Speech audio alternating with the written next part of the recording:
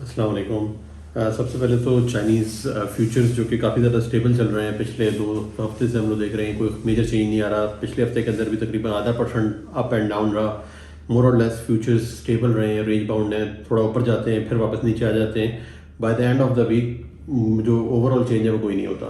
Spot prices की बात करें तो उसके ऊपर फिर से अभी लास्ट 2-3 दिन से जो फ्यूचर्स हैं वो थोड़ा सा नेगेटिव रहे हैं, जिसकी वजह से प्रेशर दोबारा आना शुरू हो गया। लास्ट वीक में जो HRC के प्राइसेस थे जो पाकिस्तान में ऑफर हो रहे थे वो तकरीबन 505 के लगभग ऑफर हो रहे थे। एज ऑफ नाउ 500 की बातें सुनने में आ रही हैं। वीक ऑन वीक अगर देखें तो $5 से $60 का कमी आई है। उसके अंदर लास्ट वीक काफ़ी हद तक स्टेबल रहा, बट आखिरी 2-3 दिन के अंदर थोड़ी सी वीकनेस फील हुई।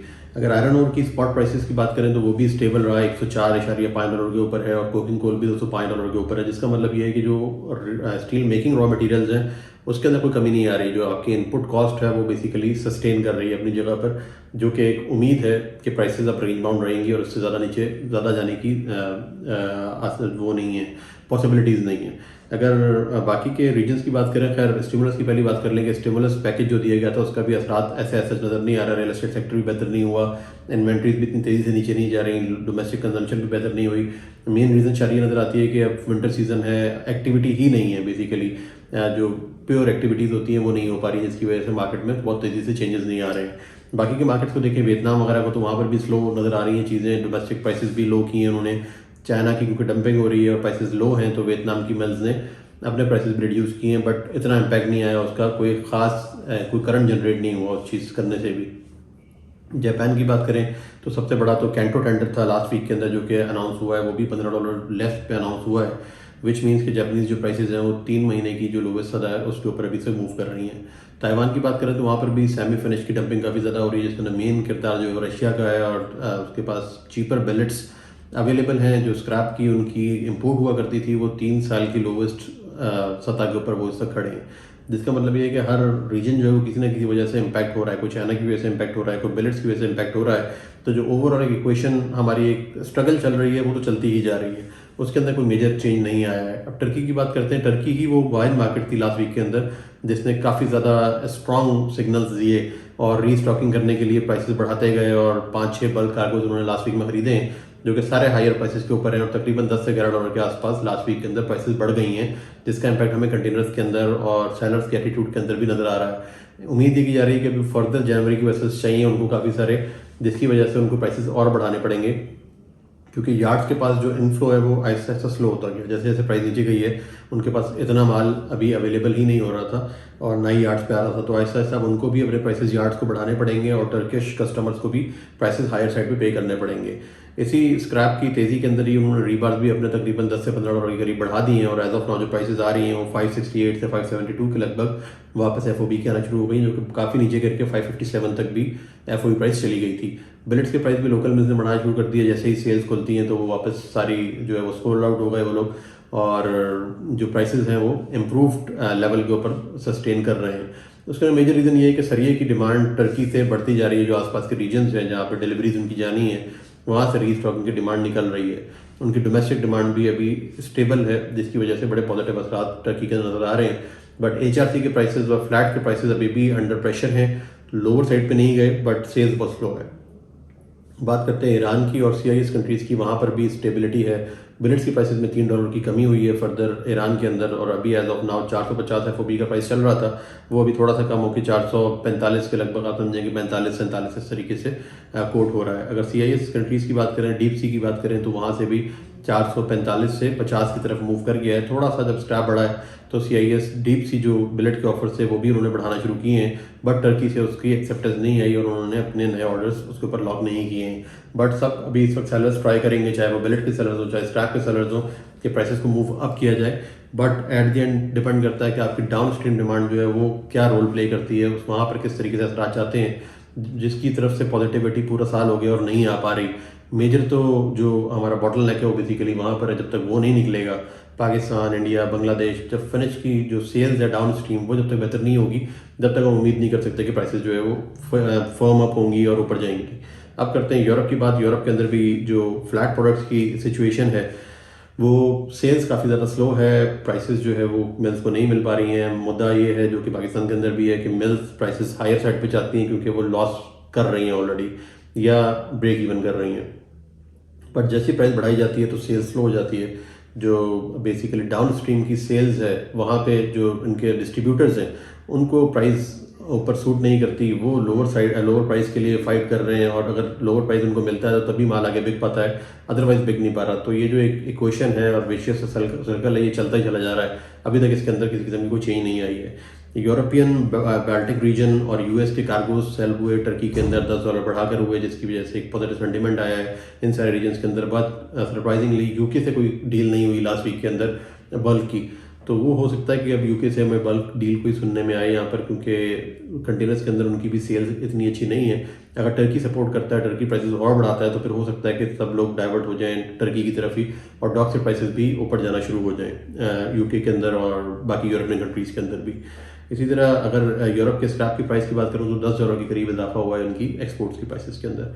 यूएस के अंदर सिचुएशन दिसंबर के अंदर प्राइसेस कम हुई हैं, तकरीबन $10 से $20 पर लॉन्ग टन की कमी आई है, और जो इख्तिताम हुआ 2024 का वो एक नेगेटिव नोट के ऊपर ही हुआ है। बट एक्सपेक्टेशंस हैं कि टर्की की जिस तरीके से एक बुलिश बाइंग आ रही है रीस्टॉकिंग की, और जनवरी के इनको बाइंग खरीद करनी है अभी, तो जनवरी के एक्सपेक्टेशन है कि प्राइसेस फिर वापस थोड़ा सा रिबाउंड करेंगे, क्योंकि आयरन और कोकिंग कोल एक जगह पे स्टेबल है काफ़ी देर से।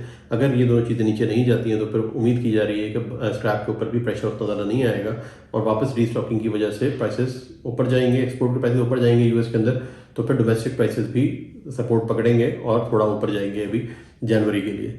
वहाँ पर ये सिचुएशन चल रही है। अगर यूएसए की हम बात करें, जो ड्यूटीज़ लगानी है ट्रम्प साहब ने, उसकी भी काफ़ी शोर शराबा है अभी इसमें मार्केट के अंदर। सबसे बड़ा एक डिस्प्यूट अभी जो सामने आ रहा है वो कनाडा के साथ आ रहा है। ट्रम्प ने ये कहा है कि हम 25% duties across the board Canada के साथ भी और बाकी मैक्सिको जितने भी उनके बॉर्डर कंट्रीज़ हैं वहाँ पर लगाएंगे, जिसकी वजह से कनाडा का बड़ा एग्रेसिव रिएक्शन आया है वापस कि अगर इस तरह की किसी किस्म का स्टेप लिया गया तो वो भी कट डाउन कर देंगे अपनी जो एक्सपोर्ट्स हैं यूएस को, जो कि डिपेंडेंट है यूएस कनाडा से कुछ ओर्स मिनरल्स लेने के ऊपर, जो कि बड़े सोफिस्टिकेटेड हैं ओर्स और मिनरल्स, वो वहाँ से आ रहे हैं। इनकी ऑयल आ रहा है वहाँ से काफ़ी बड़ी परसेंटेज, एनर्जी का तकरीबन 70-80% वहीं से सप्लाई हो रही है। तो कनाडा ने भी थ्रेट किया है इन रिटर्न कि अगर आप ड्यूटीज़ लगाएंगे तो फिर हमें भी सोचना पड़ेगा कि हम इन चीज़ों को रोकें और आपको वापस पुश बैक करें और हम आराम से नहीं बैठेंगे, और ये एक प्रॉपर ट्रेड वॉर होगी। तो ट्रम्प के लिए भी अपनी ड्यूटीज़ लगाना अमेरिका के अंदर बाकी कंट्रीज़ के ऊपर इतना इजी नहीं होगा जितना कि देखने में लगता है कि आए और ड्यूटी लगा दी। उसका बड़े दूर रस जो है वो उसके असरात जो है वो जाएंगे और उनको दोबारा से अपना रिव्यू करना पड़ेगा जो ड्यूटीज़ का स्ट्रक्चर ये लोग सोच रहे हैं। अब आते हैं वापस साउथ एशिया के अंदर, यहाँ पर इंडिया, बांग्लादेश, पाकिस्तान। इंडिया के अंदर भी सिचुएशन स्लो ही है। स्क्रैप की प्राइसेस $4 से $5 बढ़ी हैं। टर्की क्योंकि बढ़ा है, सेलर्स थोड़ा सा एक पुश आया तो पाकिस्तान से ही प्राइसेस थोड़े बेहतर मिले, $5 के लिए बढ़ा दिया यहाँ पर। इंडिया के अंदर भी ऑफर्स उन्होंने बढ़ा दिए हैं, बट एक्सेप्टेंस नहीं आई है उस तरीके से और काफ़ी स्लो एक्सेप्टेंस है। खासतौर से इंडिया के अंदर अभी इस वक्त फ्लैट्स की भी सेल्स जो है वो काफ़ी ज़्यादा स्लो चल रही हैं एज ऑफ नाउ। स्क्रैप को हम कहेंगे कि $5 तो बड़ा है, बट वहाँ पर ही इधर ही शायद सस्टेन करे या वापस आ जाए, क्योंकि इससे ऊपर बढ़ने की गुंजाइश वहाँ पर नज़र नहीं आ रही।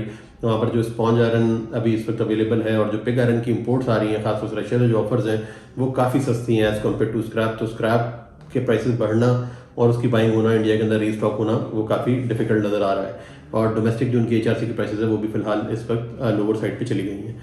बांग्लादेश की बात करें तो वहाँ पर भी सिचुएशन कुछ इतनी अच्छी नहीं है। LC की पोजीशंस ख़राब हैं। सबसे बड़ा जो उनको हिट हो रहा है अभी after the change of government, जो सेल्स है वो बहुत डिप कर चुकी है। रीबार्स की जो प्राइसेस है वो तकरीबन आप समझें कि 4 ईयर्स की लोवेस्ट सतह के ऊपर है रीबार की प्राइस उनकी। जितना भी माल बिक रहा है, मिल्स जो भी बेच रही हैं पुरानी, उनके पास हायर प्राइस्ड इन्वेंट्रीज हैं और जो भी माल बेचती हैं वो 4 से 5 हज़ार टका पर टन सुनने में आ रहा है कि नुकसान है हर सेल के ऊपर उनको। Not only due to the market changes, but जो उनकी बेसिकली कॉस्ट है वो ऊपर है और जो सेल्स है वो बिल्कुल ना होने जैसी है, जिसकी वजह से उनको कट थ्रोट कॉम्पिटिशन करके आपस में एक दूसरे को काट के तो माल बेचना पड़ रहा है, जैसे जो सिचुएशन पाकिस्तान के अंदर भी देखी थी। और वहाँ पर ये सिचुएशन काफ़ी ज़्यादा एग्रेवेटेड है और बहुत ब्लीड करने वाली सिचुएशन है वहाँ पर भी मिल्स की। तो लग नहीं रहा कि वहाँ से भी कोई बड़ी डिमांड और बड़ी एग्रेसिव किस्म की कोई डिमांड सामने आएगी, बट ऑन एंड ऑफ वो भी अपनी एवरेजिंग करने के लिए थोड़े से बल्क कार्गो बीच बीच में कर रहे हैं। बट जो इंपोर्ट बांग्लादेश की हुआ करती थी वो अभी ना होती हुई नज़र आ रही हैं और ना इन द नियर फ्यूचर अभी नज़र आ रहा है कि ये चीज़ें चेंज होंगी, क्योंकि ओवर सप्लाई बहुत ज़्यादा है, ओवर स्टॉकिंग बहुत ज़्यादा है, स्क्रैप की भी और फिनिश स्टॉक की भी, जिसकी वजह से ये चैलेंज उनकी रहेगा। पाकिस्तान की बात करें तो पाकिस्तान में $5 के करीब बढ़ा है और 485 से 490 के दरमियान सौदे होते रहे हैं लास्ट वीक के अंदर, जो कि पहले 480 से 85 के दरमियान हो रहे थे। और सेलर्स अब काफ़ी ज़्यादा एग्रेसिव हो गए हैं इन टर्म्स ऑफ प्राइसिंग के, प्राइस उनको ऊपर ही चाहिए क्योंकि आगे छुट्टियाँ आ रही हैं। जनवरी के हालात नहीं पता, जनवरी में सारे यही बात कर रहे हैं कि प्राइसेस ऊपर जाएंगी स्क्रैप की, तो कोई भी वो रिस्क नहीं लेना चाहता कि जनवरी का माल बेचकर आज और अपने आप को वो लॉक कर ले और कल को उसके ऊपर नुकसान करे।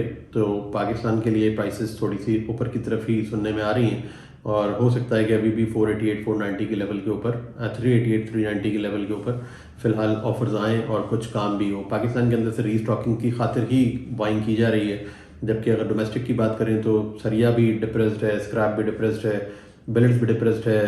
कोई हाल अहवाल नहीं है यहाँ पे। कस्टमर्स के हवाले से जब बात की जाए तो वो नेगेटिव ही बात कर रहे हैं और यही फीडबैक दे रहे हैं कि माल बिक तो रहा है बट उस तरीके का मोमेंटम नहीं है, उस तरीके की तेज़ी नहीं है और प्राइसेस भी लोअर साइड के ऊपर ही हैं। तो कोई ख़ास ऐसा मज़ेदार काम नहीं है। बट जो स्क्रैप नीचे गया था उन प्राइसेस के नीचे जाने की वजह से कुछ मार्जिन्स क्रिएट हुए थे जिससे एक ब्रीदिंग स्पेस मिली थी। बट अगर स्क्रैप की प्राइसेस ऊपर चली जाती है तो हो सकता है कि वो ब्रीदिंग स्पेस फिर से चली जाए।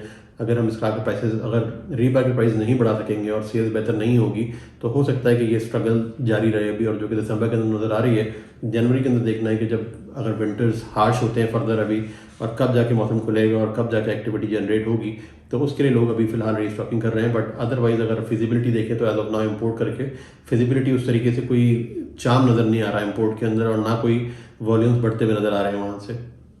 इसके अलावा अगर समराइज़ करें पिछले हफ्ते की कहानी को सारी, तो यही है कि टर्की काफ़ी तेज़ है, प्राइसेस ऊपर है टर्की के, और चाइनीज़ प्राइसेस जो है वो थोड़ा डिप्रेस नज़र आ रहे हैं और रेंज बाउंड है बट डिप्रेस है। अगर चाइना में डिप्रेशन रहता है इसी तरीके से एक हफ्ता और तो हो सकता है कि वो टर्किश जो मोमेंटम है और जो मूड है उसको अफेक्ट करेगा एट दी एंड, और फिर से दोबारा वही देखेंगे कि प्राइसेस एक दफ़ा ऊपर जाके फिर वापस जो है वो थोड़ी सी एडजस्टमेंट लेंगी वापस नीचे की तरफ और प्राइसेस रेंज बाउंड रहेंगी और मार्केट्स रेंज बाउंड रहेंगी। आगे हॉलीडे सीजन है, उसके बाद जनवरी के अंदर नया सेंटिमेंट्स किस तरीके से सेट होते हैं वो फिर आगे पता चलेगा। थैंक यू वेरी मच, अभी तक के लिए ये अपडेट्स थी।